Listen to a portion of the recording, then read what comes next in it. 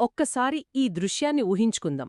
ఎవరైనా కుడి మోకాలి నొప్పి భరించలేక సర్జరీ కోసం ఆస్పత్రికి వెళ్లారు అనుకోండి. హ్మ్, చాలా సాధారణమైన విషయమేది. అవును. కానీ ఆపరేషన్ థియేటర్లో మత్తు ఇచ్చి కొన్ని గంటల తర్వాత మెలకువ వచ్చాక కిందకి చూసుకుంటే ఎడమ కాలికి కట్లు కట్టి ఉంటే ఎలా ఉంటుంది? వావ్! వినడానికే చాలా భయంగా ఉంది. కానీ నిజానికి ఇలాంటి వార్తలు మనం అప్పుడప్పుడు వింటూనే ఉంటాం. ఎగ్జాక్ట్లీ. ఎంతో చదువుకున్న, నైపుణ్యమున్న వైద్యుల బృందం, అత్యంత ఆధునిక టెక్నాలజీ ఉన్న ఆస్పత్రుల్లో అసలు ఇంతటి తీవ్రమైన తప్పులు ఎలా జరుగుతాయి? ఇదొక పెద్ద ప్రశ్న. రైట్. ఆ ప్రశ్న వెనుకున్న అసలు కారణాల వెతకడమే మనం చేయాల్సింది. ఎందుకంటే ఇలాంటి తప్పులు కేవలం ఒక వైద్యుడి నిర్లక్ష్యం వల్ల మాత్రమే జరిగేవి కావు. అవి వ్యవస్థాగత లోపాలు. కరెక్ట్. సో అందుకే ఈనాటి లోతైన విశ్లేషణలో మనం ఒక సంక్లిష్టమైన కాని అత్యంత కీలకమైన అంశంలోకి అడుగుపెడుతున్నాం. అదేంటంటే వైద్య నైతికత, రోగుల భద్రత, ఇంకా న్యాయ సూత్రాలు. అవును. మన దగ్గర ఉన్న ఆధారాలు, పరిశోధనల నుండి వైద్యులు అసలు అత్యంత కఠినమైన నిర్ణయాలు ఎలా తీసుకుంటారు అనేది ఇక్కడ ముఖ్యం. రైట్. రోగుల హక్కులు ఎలా రక్షించబడతాయి, ఇంకా ఆ కుడికాలికి బదులు ఎడమకాలికి ఆపరేషన్ చేసే లోపాలను అరికట్టడానికి ఎలాంటి అదృశ్య భద్రతా వలయాలు ఉన్నాయి అనేది ఈరోజు మనం తెలుసుకుందాం. తప్పకుండా. ఈ విశ్లేషణ చాలా ఆసక్తికరంగా ఉండబోతోంది. ముందుగా ఒక వ్యక్తిగత స్థాయి నుండి స్టార్ట్ చేద్దాం. ఒక రోగి తనుకసలు వైద్యమే వద్దని తిరస్కరించాలంటే వారి పరిస్థితి ఎలా ఉండాలి? అంటే ఒక మనిషి ప్రాణాలు పోతున్నా సరే డాక్టర్లు వైద్యం చేయకుండా ఆగిపోవాల్సిన పరిస్థితి ఎప్పుడొస్తుంది అంటారు? అది జరగాలంటే ముందుగా రోగికి న్యాయపరంగా అలాగే వైద్యపరంగా డిసిషన్ మేకింగ్ కెపాసిటీ, అంటే నిర్ణయం తీసుకునే సామర్థ్యం ఉండాలి. అంటే కేవలం నాకు ఈ ఆపరేషన్ వద్దు అని చెప్పడం సరిపోదా? సరిపోదు. దానికొక స్పష్టమైన తార్కికత ఉండాలి. అంటే ఇందులో ప్రధానంగా ఒక 4 అంశాలుంటాయి. మొదటిది, రోగులు తమ చాయిస్ ఏంటి అనేది స్పష్టంగా వ్యక్తపరచాలి. ఓకే. మొదటిది కమ్యూనికేషన్. రెండవది ఏంటి? రెండోదేంటంటే వైద్యులు ఆ వ్యాధి గురించి ఇచ్చే సమాచారాన్ని వాళ్లు పూర్తిగా అర్థం చేసుకోవాలి. మూడవది, ఆ నిర్ణయం వల్ల ఫ్యూచర్లో వచ్చే పరిణామాలను అంచనా వేయగలగాలి. రైట్. అంటే నష్టాలు తెలుసుండాలి. ఎగ్జాక్ట్లీ. ఇక నాలుగవది, ఆ నిర్ణయానికి ఒక సరైన కారణం చెప్పగలగాలి. ఈ 4 ఉంటేనే ఓకే, వీరికి ఆ నిర్ణయాధికారం ఉందని డాక్టర్లు నిర్ధారిస్తారు. సరే, దీన్ని కాస్త విడదీసి చూద్దాం. అల్జైమర్స్ వ్యాధి ఉన్నవారి పరిస్థితేమిటి? వారికి సహజంగానే మతిమరుపు ఉంటుంది కదా? అవును, ఉంటుంది. అంటే పరిస్థితులను వాళ్ళు సరిగ్గా అంచనా వేయలేరు. అలాంటప్పుడు వాళ్ళు సరైన నిర్ణయం తీసుకోలేరు కదా? మరి వారి నిర్ణయాలను డాక్టర్లు ఎలా యాక్సెప్ట్ చేస్తారు? ఇక్కడే మనం వ్యాధి తీవ్రతను బట్టి ఆలోచించాల్సుంటుంది. అంటే అల్జైమర్స్ అనగానే ఒక వ్యక్తి పూర్తిగా ఆలోచనాశక్తిని కోల్పోయినట్లు కాదు కదా. ఓహో, అంటే స్టేజెస్ ఉంటాయా? అవును. మైల్డ్ అల్జీమర్స్ అంటే వ్యాధి ప్రారంభ దశలో ఉన్న రోగులు తరచుగా ఈ డెసిషన్ మేకింగ్ కెపాసిటీని కలిగి ఉంటారు. పైన మనం చెప్పుకున్న ఆ 4 అంశాలను వారు ఆ టైంలో చేయగలిగితే చాలు. రైట్. అప్పుడు వారి నిర్ణయాన్ని డాక్టర్లు గౌరవించాలన్నమాట. ఎగ్జాక్ట్లీ. వ్యాధి పేరును బట్టి కాకుండా ఆ సమయానికి వారి మానసిక స్థితి ఎలా ఉందనేదే ఇక్కడ ముఖ్యం. చాలా ఇంట్రెస్టింగ్. కానీ ఒకవేళ ఫ్యూచర్లో ఆ రోగి నిజంగానే నిర్ణయం తీసుకునే సామర్థ్యాన్ని పూర్తిగా కోల్పోతే, అంటే కోమాలోకి వెళ్లడం లాంటివి జరిగితే అప్పుడు పరిస్థితి ఏంటి? ఇక్కడే అడ్వాన్స్ డైరెక్టివ్స్ అనే కాన్సెప్ట్ వస్తుంది. ఇవేంటంటే భవిష్యత్తులో ఒకరికి వైద్యం ఎలా జరగాలి అని ముందే రాసిపెట్టుకునే పత్రాలు. అవును. ఇందులో ప్రధానంగా 2 రకాలున్నాయి కదా. ఒకటి లివింగ్ విల్, రెండవది హెల్త్ కేర్ ప్రాక్సీ. ఒక ఉదాహరణతో చూద్దాం. లివింగ్ విల్ అనేది ఒక ప్రయాణానికి మ్యాప్ లాంటిది. రైట్. అంటే ఎలాంటి చికిత్సలు కావాలి, ఏవి వద్దు అని రాసిపెట్టుకోవడం. అవును. కానీ హెల్త్ కేర్ ప్రాక్సీ అనేది నేరుగా ఆ డ్రైవింగ్ సీట్లో కూర్చున్న వ్యక్తిలాంటిది కదా. ఆ పోలిక చాలా అద్భుతంగా సరిపోయింది. ఎందుకంటే మ్యాప్ కేవలం దారి చూపిస్తుంది, కాని దారిలో సడన్గా ఒక చెట్టు పడిపోయి ఉంటే ఎలా రియాక్ట్ అవ్వాలో ఆ మ్యాప్ చెప్పలేదు. ఎగ్జాక్ట్లీ. అప్పుడు ఆ డ్రైవరే నిర్ణయం తీసుకోవాలి. అవును. అలాంటి ఊహించని మలుపులొచ్చినప్పుడు సరైన నిర్ణయం తీసుకునే బాధ్యత ఆ ప్రాక్సీది. ఈ ప్రాక్సీని రోగి ముందే లీగల్గా నియమించుకుంటాడు. ఇక్కడ ప్రాక్సీకి చాలా కీలకమైన బాధ్యత ఉంటుంది. అంటే రోగికేదిష్టమో అదే చెయ్యాలా? కరెక్ట్. రోగి స్పృహలో ఉంటే ఆ పరిస్థితిలో ఏ నిర్ణయం తీసుకునేవారో ఆ ఊహించిన కోరికల ఆధారంగానే ప్రాక్సీ నిర్ణయం తీసుకోవాలి. దీన్నే మనం సబ్స్టిట్యూటెడ్ జడ్జ్మెంట్ స్టాండర్డ్ అంటాం. ఇక్కడ నాకు ఇంకో డౌట్ వస్తోంది. హ్మ్, ఒకవేళ రోగి ముందే తన ఫ్రెండ్ని ప్రాక్సీగా నియమించాడనుకుందాం. ఓకే. కానీ ఆపరేషన్ టైంలో రోగి భార్య లేదా కుటుంబ సభ్యులు వచ్చి లేదు ఆ ఫ్రెండ్ తీసుకునే నిర్ణయాన్ని మేము ఒప్పుకోము అని గొడవ చేస్తే పరిస్థితేంటి? లీగల్గా ఇక్కడ ఎలాంటి కన్ఫ్యూషన్ లేదు. కుటుంబ సభ్యుల కోరికలకు ఆ ప్రాక్సీ తీసుకునే నిర్ణయానికి మధ్య గొడవ వస్తే చట్టపరంగా ప్రాక్సీకే పూర్తి పవర్ ఉంటుంది. అవునా? ఫ్యామిలీ కంటే ప్రాక్సీకే పవర్ ఎక్కువ? అవును. ఎందుకంటే ఆ అత్యంత క్లిష్ట సమయంలో తన తరఫున మాట్లాడటానికి రోగి స్వయంగా ఎంచుకున్న వ్యక్తి ఆ ప్రాక్సీ. కాబట్టి ఆ మాటకే విలువెక్కువ. రైట్. మరి అసలు ప్రాక్సీనే లేకపోతే అప్పుడు ఈ పవర్ నెక్స్ట్ ఆఫ్ కిన్ అంటే దగ్గరి బంధువులకు వెళ్తుంది కదా? కరెక్ట్. వారు రోగికి ఏది బెస్ట్ అని ఆలోచించి నిర్ణయం తీసుకోవాలి. కానీ కొన్నిసార్లు ప్రాక్సీ ఎక్కడున్నారో తెలీదు, బంధువులు లేరు, రోగికి స్పృహ లేదు, అదొక ఎమర్జెన్సీ అనుకుందాం. అప్పుడు డాక్టర్లు పేపర్ల కోసం వెతుకుతూ కూర్చోలేరు కదా? అలాంటి ఎమర్జెన్సీలో డాక్టర్ల మొదటి బాధ్యత రోగి ప్రాణాలను కాపాడటమే. అప్పుడు ఆ సమ్మతి కోసం వెయిట్ చేయకుండానే డాక్టర్ వెంటనే ట్రీట్మెంట్ స్టార్ట్ చేయవచ్చు. చట్టం దీనికి పూర్తి మినహాయింపిస్తుంది. ఓహో, గుడ్. అయితే నార్మల్గా ఎవరైనా ఆస్పత్రిలో చేరేటప్పుడే ఆ అడ్మిషన్ ప్రాసెస్లో భాగంగానే రోగికి ఈ అడ్వాన్స్ డైరెక్టివ్స్ ఉన్నాయా లేదా వారి కోడ్ స్టేటస్ ఏమిటి అనేది తప్పనిసరిగా డాక్టర్లు అడిగి తెలుసుకోవాలి. కోడ్ స్టేటస్ అంటే గుండె ఆగిపోతే సిపిఆర్ చేయాలా వద్దా అనేది ముందే రికార్డ్ చేయడం కదా? ఎగ్జాక్ట్లీ. ఈ సమ్మతి అనే పదం చుట్టూనే రోగి హక్కులు మొత్తం ఆధారపడి ఉన్నాయి. ఇన్ఫార్మ్డ్ కన్సెంట్ లేదా సమాచారంతో కూడిన సమ్మతి అనేది కేవలం నర్సు ఒక ఫారం తెచ్చి సంతకం పెట్టించుకోవడం కాదు. ఇది చాలా పెద్ద ప్రాసెస్ కదా? అవును. ఇన్ఫార్మ్డ్ కన్సెంట్ అనేది రోగికి డాక్టర్కి మధ్య జరిగే ఒక లాంగ్ కాన్వర్సేషన్. ఇందులో డాక్టర్ వ్యాధి ఏమిటో చెప్పాలి, తాను చేయబోయే ట్రీట్మెంట్ ఏంటో వివరించాలి. అంటే ఆల్టర్నేటివ్స్ కూడా చెప్పాలా? ఖచ్చితంగా. అక్కడితో ఆగకుండా ఆ ట్రీట్మెంట్కి ఉన్న వేరే ఆప్షన్స్ ఏంటి, లాభనష్టాలేంటి, ముఖ్యంగా ఆ ట్రీట్మెంట్ తీసుకోకపోతే వచ్చే రిస్క్ ఏంటి అనేది క్లియర్గా చెప్పాలి. దీన్ని మెయిన్ డాక్టరే స్వయంగా తీసుకోవడం చాలా బెస్ట్. ఒకవేళ మెయిన్ డాక్టర్ ఆ టైంలో లేక వారి టీంలో వేరే జూనియర్ డాక్టర్ ఆ కన్సెంట్ని తీసుకుంటే ఏమవుతుంది? అలాంటప్పుడు ఆ జూనియర్ డాక్టర్కి ఆ ట్రీట్మెంట్ గురించి పూర్తి అవగాహన ఉండాలి. రోగి ఏ చిన్న డౌట్ అడిగినా తడబడకుండా చెప్పగలగాలి. చెప్పిన సమాచారం రోగికి నిజంగా అర్థమైందో లేదో తిరిగి అడగడం చాలా ఇంపార్టెంట్. రైట్. సరే, రోగి ఇవన్నీ విన్నాడు, సంతకం పెట్టాడు, ఆపరేషన్ థియేటర్ ముందు వరకు కూడా వెళ్ళాడు. సడన్గా భయమేసి నాకీ ఆపరేషన్ వద్దు అన్నాడు. ఇక్కడ రోగికి ఆ రైట్ ఉందా? 100% ఉంది. రోగులు ఎప్పుడైనా ఏ క్షణంలోనైనా తమ కన్సెంట్ని వెనక్కి తీసుకోవచ్చు. అప్పుడు డాక్టర్లు ఒప్పుకుంటారా? ఒప్పుకోవాలి. అలా ట్రీట్మెంట్ని రిజెక్ట్ చేసినప్పుడు డాక్టర్లు కోప్పడకూడదు లేదా బెదిరించకూడదు. దానికి బదులుగా వారితో కొత్తగా ఇన్ఫార్మ్డ్ రిఫ్యూజల్ గురించి మాట్లాడాలి. ఇన్ఫార్మ్డ్ రిఫ్యూజల్ అంటే? అంటే ఆ నిర్ణయం వల్ల బాడీకి ఎంత ప్రమాదం జరుగుతుందో మళ్లీ ఓపికగా వాళ్ళకర్థమయ్యేలా చెప్పాలి. కాని కొన్ని ప్రత్యేక పరిస్థితుల్లో డాక్టర్లు ఒకే ఒక్క డెసిజన్ని గట్టిగా చెప్తారు. దీన్నే మనం డైరెక్టివ్ కౌన్సిలింగ్ అంటాం కదా? ఇది ఎథికల్గా కరెక్టేనా? ఇది కొన్ని సందర్భాల్లో మాత్రమే కరెక్ట్. అంటే ఒకే ఒక బెస్ట్ ట్రీట్మెంట్ ఆప్షన్ ఉన్నప్పుడు అదే కరెక్ట్ అని గట్టిగా చెప్పడం ఎథికల్గా ఓకే. దీనికేదైనా ఎగ్జాంపుల్ ఉందా? దీన్ని అర్థం చేసుకోవడానికి కంప్లీట్ ప్లాసెంటా ప్రీవియా అనే ఒక ప్రెగ్నెన్సీ కండిషన్నే ఎగ్జాంపుల్గా తీసుకుందాం. నార్మల్గా ప్రెగ్నెన్సీలో మాయ పైనుంటుంది. కానీ ఈ కండిషన్లో ఆ మాయ కిందకొచ్చేసి బేబీ బయటకొచ్చే దారిని పూర్తిగా బ్లాక్ చేస్తుంది. ఓహో, ఒక మూసేసిన తలుపులాగా అన్నమాట. ఎగ్జాక్ట్లీ. ఈ టైంలో నార్మల్ డెలివరీ కోసం ట్రై చేస్తే తల్లి, బిడ్డ ఇద్దరూ సివియర్ బ్లీడింగ్తో చనిపోయే రిస్క్ ఉంది. ఇక్కడ వేరే ఆప్షన్స్ లేవు. అప్పుడు కేవలం సిజేరియన్ మాత్రమే చెయ్యాలా? అవును. అప్పుడు సిజేరియన్ మాత్రమే ఒకే ఒక్క ఆప్షన్ అని డాక్టర్లు చాలా క్లియర్గా, గట్టిగా చెప్పాలి. రైట్. పునరుత్పత్తి ఆరోగ్య నిర్ణయాల్లో ఈ పేషెంట్ అటానమీ గురించి మాట్లాడుతున్నప్పుడు అబార్షన్ గురించి కూడా ప్రస్తావించాలి కదా? ఇక్కడ మనం కేవలం మెడికల్ ఎథిక్స్ పరంగానే చూద్దాం. తప్పకుండా. ఒకవేళ ఒక ప్రొవైడర్ తన ఓన్ ఎథికల్ రీజన్స్ వల్ల ఆ ట్రీట్మెంట్ చేయలేకపోతే అప్పుడు రోగి పరిస్థితి ఏమిటి?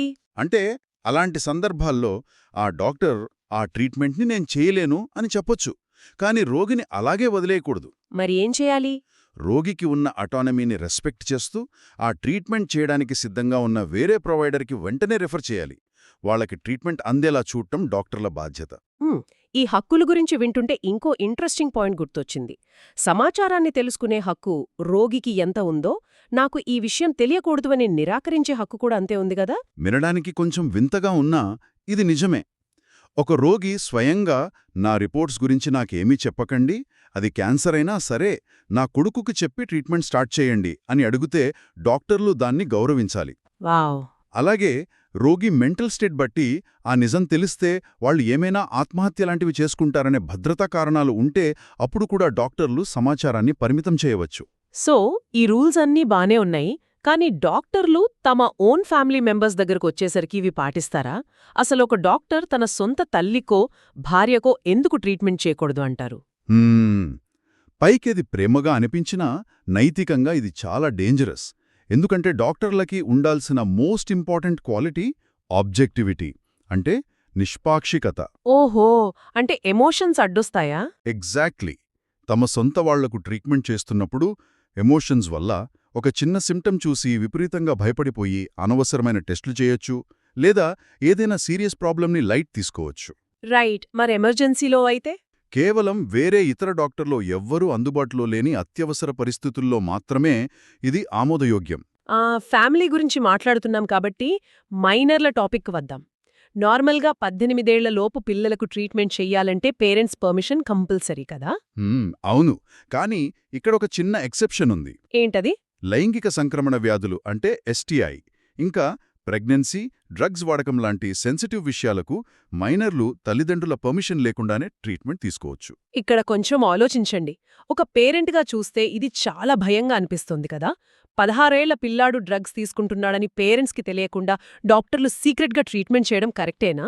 అసలు సిస్టమ్ ఇలా ఎందుకు డిజైన్ చేశారు? మీరడిగింది చాలా వ్యాలిడ్ పాయింట్.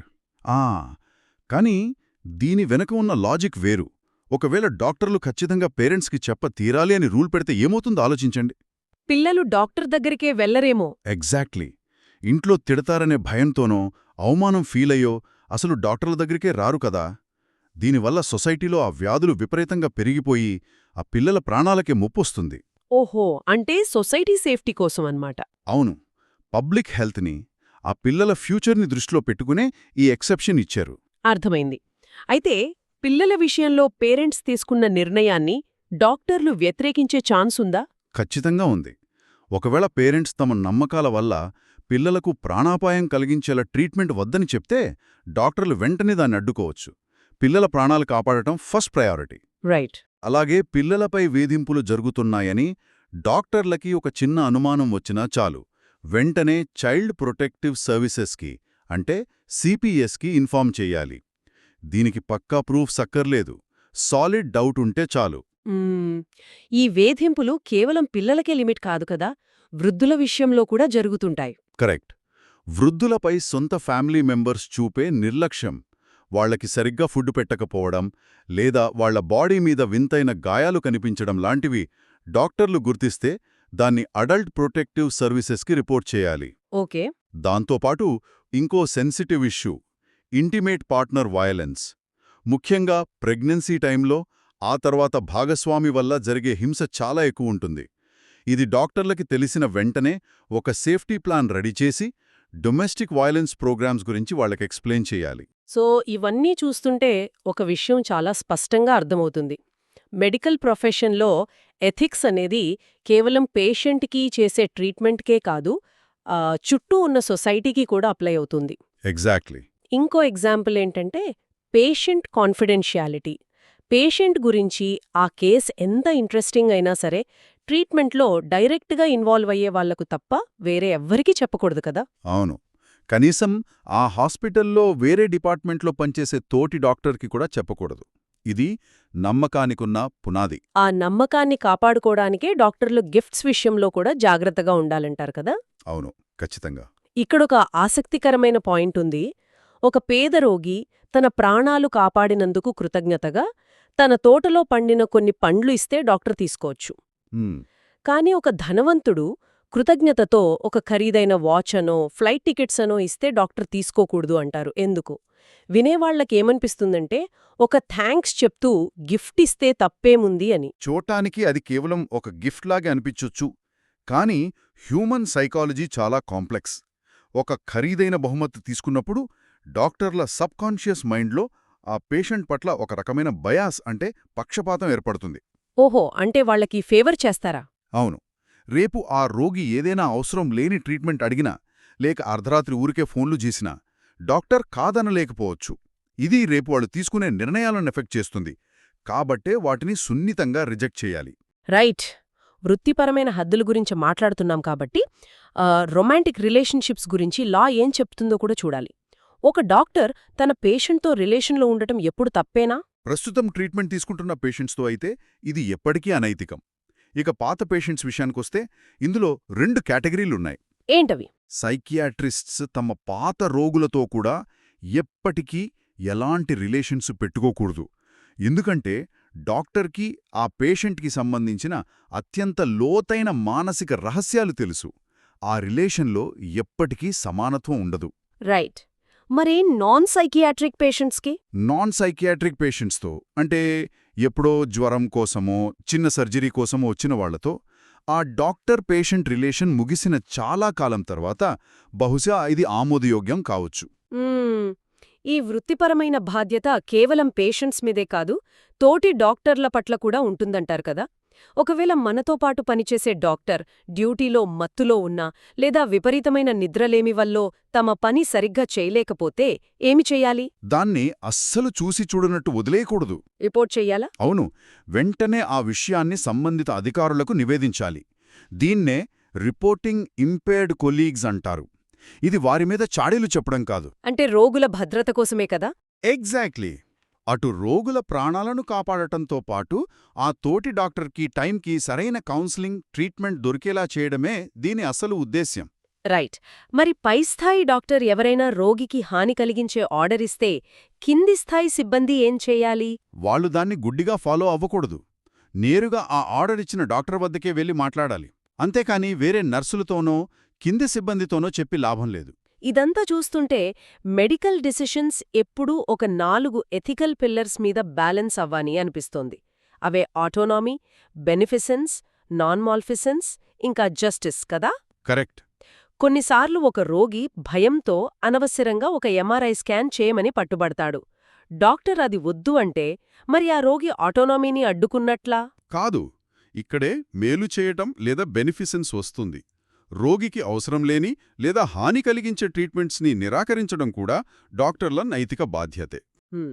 ఇప్పటి వరకు మనం కేవలం వ్యక్తుల గురించి, డాక్టర్ల ఎథిక్స్ గురించి మాత్రమే మాట్లాడుకున్నాం. కాని ఒక డాక్టర్ ఎంత మేధావి అయినా సరే మనుష్యులే కదా, తప్పులు జరుగుతాయి. అవును. ఈ వ్యక్తిగత స్థాయి నుంచి సిస్టమ్ లెవెల్కి వస్తేనే అసలు ప్రాబ్లం అర్థమవుతుంది. మన సోర్సెస్ ప్రకారం హాస్పిటల్స్లో జరిగే పెద్ద పెద్ద తప్పులకు డాక్టర్ల నిర్లక్ష్యం కంటే ఆ సిస్టమ్స్లో ఉన్న లుసుగులే మెయిన్ రీజన్ అంటారు. దీన్నే ప్రివెంటబుల్ అడ్వర్స్ ఈవెంట్ అంటారు కదా. అవును. బెస్ట్ ప్రాక్టీస్ గైడ్లైన్స్ పాటించకపోవడం వల్ల జరిగే నష్టమిది. దీన్ని ఈజీగా అర్థం చేసుకోవడానికి విమానయాన రంగంలో వాడే ఒక మోడల్ని చూద్దాం. అదే Swiss cheese model. Swiss cheese model అంటే ఆ స్లైసెస్ లాగానా? అవును. ఆస్పత్రి వ్యవస్థను ఒకదాని వెనుకొకటి పెట్టిన స్విస్ చీజ్ స్లైసుల దొంతరలాగా ఊహించుకోండి. ఆ స్లైసుల్లో అక్కడక్కడ రంధ్రాలుంటాయి కదా. ఇక్కడ ప్రతి స్లైసు ఒక సేఫ్టీ లేయర్. అంటే నర్సు, డాక్టర్, ఫార్మసిస్ట్, కంప్యూటర్లాగా ఎవరి దగ్గర తప్పు జరిగినా అదొక రంధ్రమన్నమాట. నార్మల్గా ఒకరు తప్పు చేస్తే ఇంకొకరు దాన్ని పసిగెడతారు. రైట్. కానీ బ్యాడ్ లక్ కొద్దీ అన్ని లేయర్స్లోని రంధ్రాలు ఒకే లైన్లోకొచ్చినప్పుడు ఆ తప్పు నేరుగా వెళ్లి పేషెంట్కి తగులుతుంది. దాన్నే సిస్టమ్ ఫెయిల్యూర్ అంటారు. వావ్, చాలా అద్భుతమైన పోలిక ఇది. అందుకే ఒక ప్రమాదం జరిగినప్పుడు ఇది ఎవరు చేశారు అని వేటాడే కన్నా ఇది ఎలా జరిగింది అని ఆ చీజ్లోని హోల్స్ని వెతకడం ముఖ్యం. దీన్నే రూట్ కాజ్ ఎనాలిసిస్ అంటారు. కరెక్ట్. ఆ ఘటనతో సంబంధమున్న వ్యక్తులందర్నీ ఇంటర్వ్యూ చేసి డేటా తీసుకుంటారు. ఒక్కసారి తప్పు జరిగిందని తెలిసాక పేషెంట్కి డ్యామేజ్ జరిగినా జరగపోయినా డాక్టర్లు దాన్ని దాచిపెట్టకూడదు. అంటే రోగికి చెప్పేయాలా? అవును. వెంటనే రోగికి దాన్ని డిస్క్లోజ్ చేసి సారీ చెప్పాలి. ఆస్పత్రుల్లో చాలా తప్పులు డ్యూటీ షిఫ్ట్లు మారే టైంలోనే జరుగుతాయంటారు కదా, దీన్నే హ్యాండ్ ఆఫ్స్ అంటారా? అవును, ఒక డాక్టర్ వెళ్ళి మరొక డాక్టర్ వచ్చే ఆ టైంలో ఇన్ఫర్మేషన్ సరిగ్గా పాస్ అవ్వకపోవడం వల్లే ఇవి జరుగుతాయి. దీన్ని ఆపడానికి స్టాండర్డ్ సైనౌట్ నోట్స్ వాడాలి. ఇంకా క్లోజ్ లూప్ కమ్యూనికేషన్ కూడా వాడతారు కదా. ఎగ్జాక్ట్లీ. అంటే డాక్టర్ ఒక మందు పేరు చెప్పగానే అవతలి నర్సు దాన్ని మళ్ళీ రిపీట్ చేసి కన్ఫర్మ్ చేసుకోవడం. దీనివల్ల చాలా తప్పులు తగ్గుతాయి. దాంతోపాటుగా నిద్రలేమి కూడా ఒక ప్రాబ్లం. కంటిన్యూస్గా 24 గంటలు పనిచేసిన డాక్టర్ మెదడు మద్యం తాగిన వ్యక్తి మెదడుతో సమానమని స్టడీస్ చెప్తున్నాయి కదా. అవును, అందుకే డాక్టర్లు వాళ్ళ వర్క్లోడ్ని వాళ్లే కంట్రోల్ చేసుకోవాలి. మందుల ప్రిస్క్రిప్షన్ దగ్గరకొస్తే ఒక చిన్న చుక్క మనిషి ప్రాణాన్నెలా తీస్తుందో చూస్తే ఆశ్చర్యమేస్తుంది. దీన్నే ట్రైలింగ్ జీరోలు అంటారు. అవును, చాలా డేంజరస్ ఇది. డాక్టర్ 1.0 mg అని లాసాడనుకుందాం. ఎవరైనా హడావుల్లో ఆ చుక్కను చూడకపోతే దాని 10 mg లాగా చదివి ఏకంగా 10 రెట్లు ఎక్కువ డోసిచ్చే రిస్క్ ఉంది కదా. అవును కదా, అందుకే మెడికల్గా 1 mg అని మాత్రమే రాయాలి, పక్కన 0.0 పెట్టకూడదు. ఇంకో విషయం, మందుల గురించి మాట్లాడుతున్నాం కాబట్టి వృద్ధుల్లో కనిపించే పాలీఫార్మసీ గురించి కూడా చెప్పాలి. పాలీఫార్మసీ అంటే మల్టిపుల్ మందులు వాడటమేనా? అవును, ముఖ్యంగా నర్సింగ్ హోమ్స్లో ఉండే వృద్ధులు పొద్దున ఒక 5 గోళీలు, రాత్రి ఒక 5 గోళీలు వేసుకుంటూ ఉంటారు. దీనివల్ల వాళ్లలో యాంటీకోలినర్జిక్ బర్డన్ పెరుగుతుంది. అంటే అది బాడీ మీద ఎలా ఎఫెక్ట్ చూపిస్తుంది? సింపుల్గా చెప్పాలంటే ఈ మందులు నరాల మధ్య సిగ్నల్స్ని స్లో చేస్తాయి. వయసు పైబడిన వాళ్లలో ఈ లోడు పెరిగితే మెదడుకు వెళ్లే సిగ్నల్స్ ట్రాఫిక్ జామ్ అయినట్లయిపోయి కళ్ళు తిరిగి కింద పడిపోయే ప్రమాదం ఎక్కువ ఉంటుంది. అందుకే డాక్టర్లు రెగ్యులర్గా ఆ లిస్ట్ని రివ్యూ చేయాలి. రైట్.